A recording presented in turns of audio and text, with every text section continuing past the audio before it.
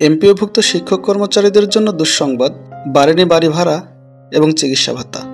একটি খবর আমাদের সবার মনে বিশাল একটা ধাক্কা দিয়েছে। এমন এক দুঃসংবাদ যা আমাদের বহু বছরের প্রত্যাশাকে আবারও হতাশায় ডুবে দিয়েছে। কেন এই পরিস্থিতি আর এর থেকে মুক্তির পথই বা কি? পুরো ভিডিও দেখলে আপনারা উত্তর খুঁজে পাবেন। আসসালামু আলাইকুম, স্বাগতম সবাইকে গুরুত্বপূর্ণ এই ভিডিওতে।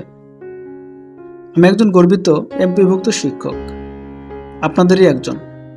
আজ কথা বলছি আমাদের বাস্তবতা নিয়ে, কারণ সামনে এসেছে এমন একটি খবর যা আমাদের প্রত্যাশার বিপরীতে গিয়ে ধাক্কা দিয়েছে আমাদের মনে। এমপিভুক্ত শিক্ষকরা বহু বছর ধরে বাড়ি ভাড়া এবং চিকিৎসা ভাতা বৃদ্ধির দাবি জানিয়ে আসছেন। এই দাবিগুলো ছিল অত্যন্ত যৌক্তিক, কারণ আমাদের জীবনযাত্রার মান উন্নয়ন এবং চিকিৎসা সেবার প্রয়োজনীয়তা দিন দিন বেড়েই চলেছে। কিন্তু এবারও আমাদের সে দাবি উপেক্ষিত রয়ে গিয়েছে। দীর্ঘদিন ধরে আমরা এই অবহেলার শিকার। আমাদের প্রাপ্যটুকু না পেয়েও আমরা নীরবে নিজেদের দায়িত্ব পালন করে যাচ্ছি। এই বাস্তবতা আমাদের অনেকের মনেই গভীর ক্ষোভ আর হতাশার জন্ম দিয়েছে। মাধ্যমিক এবং উচ্চশিক্ষা অধিদপ্তর মাওসির সূত্রে জানা গিয়েছে, এই মুহূর্তে বাড়ি ভাড়া বা চিকিৎসা ভাতা কোনোটাই বৃদ্ধি পাচ্ছে না। এর পরিবর্তে কেবল বেতন গ্রেড অনুযায়ী প্রণোদনা দেওয়া হচ্ছে। গ্রেড 1 থেকে 9 পর্যন্ত শিক্ষকদের জন্য 10% এবং 10 থেকে 20 পর্যন্ত শিক্ষক কর্মচারীদের জন্য 15% প্রণোদনার ব্যবস্থা রয়েছে, এবং এর পাশাপাশি জুলাই মাসে নিয়মিত 5% ইনক্রিমেন্ট। এই ঘোষণার পর শিক্ষক মহলে মিশ্র প্রতিক্রিয়া জানা গিয়েছে। অনেকেই বলছে, এই প্রণোদনা সাময়িক স্বস্তি দিলেও বাড়ি ভাড়া এবং চিকিৎসা খরচের তুলনায় একেবারে নগণ্য। আমার একজন সহকর্মী বলেন, আমরা প্রণোদনার জন্য কাজ করি না, আমরা দেশের ভবিষ্যতের জন্য কাজ করি। কিন্তু আমাদের ন্যায্য চাহিদাগুলো যদি উপেক্ষিত হয়, তাহলে আমরা মানসিকভাবে দুর্বল হয়ে পড়ি।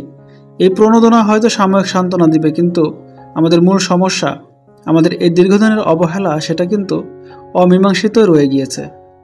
আমরা দেশের ভবিষ্যৎ গড়ি, অথচ আমাদের নিজেদের ভবিষ্যৎ নিয়ে আজকে আমরা অনিশ্চয়তার মুখে।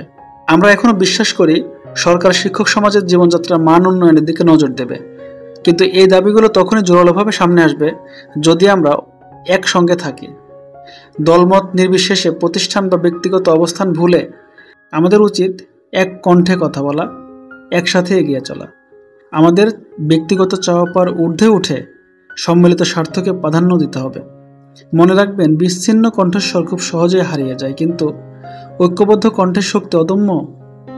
আমরা যদি একই দাবি নিয়ে একই ছায়ার নিচে থাকি, তবেই আমাদের কথা নীতি নির্ধারকদের কানে পৌঁছাবে এবং পরিবর্তন সম্ভব হবে। আর যদি আমাদের এই যৌক্তিক দাবিগুলো উপেক্ষিত থেকে যায়, আমরা সবাই একত্রিত হয়ে প্রয়োজনে কঠোর কর্মসূচির ডাক দেব। আমি বলতে চাই, সারা বাংলাদেশের সকল সহকারী শিক্ষক সবাই মিলে একত্রিত হয়ে তালা ঝোলানো কর্মসূচির ঘোষণা দিতে হবে।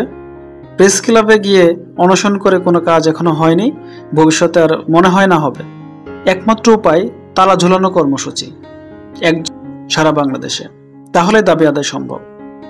আপনি কি মনে করেন, আমাদের এই যৌক্তিক দাবি বাস্তবায়নের জন্য একতা কতটা জরুরি? শুধুই আলোচনা নয়, এবার প্রয়োজন সুসংগঠিত পদক্ষেপ। আপনার সুচিন্তিত মতামত কমেন্টে জানান, কারণ আপনার প্রতিটি মতামতে আমাদের সম্মিলিত শক্তিকে বাড়িয়ে দেবে। ভিডিওটি সহকর্মীদের সাথে শেয়ার করুন, যাতে সবাই জানতে পারে বাস্তব চিত্রটি। এমন আরও শিক্ষক সম্পর্কিত বিষয় জানতে আমাদের চ্যানেলটি সাবস্ক্রাইব করে রাখুন এবং পাশে থাকা বেল বাটনটি ক্লিক করে রাখুন। শিক্ষার পক্ষে, শিক্ষকের পাশে, এক কণ্ঠে, এক পথে আমরাই পারি পরিবর্তন আনতে। আজ এই পর্যন্তই। হাজির হব নতুন কোনো গুরুত্বপূর্ণ নিউজ নিয়ে। সে পর্যন্ত সবাই ভালো থাকুন, সুস্থ থাকুন। আল্লাহ হাফেজ।